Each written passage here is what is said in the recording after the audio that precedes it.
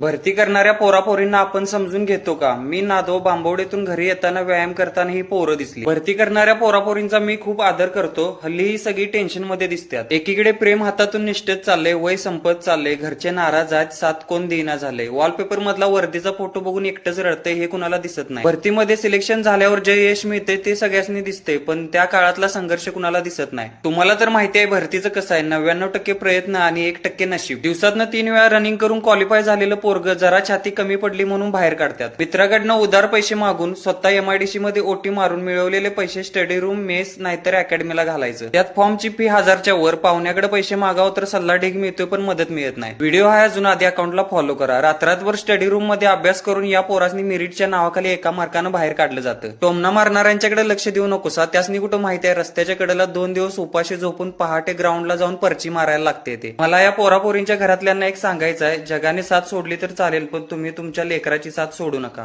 स्वप्न पूर्ण करण्यासाठी ही पोरं पाय दुखस्तोवर पळत्यात, त्यासनी चालायला सुद्धा येत नाही आणि गावात आलं की त्यासनी बोलणं खायला लागते, काय मर्दा रनिंग झालं नाही तुझं. ज्याचं त्यालाच माहिती या वर्दीसाठी किती घासायला लागते ते. अकाउंटला फॉलो करून व्हिडिओला लाईक करा आणि जास्तीत जास्त शेअर करा.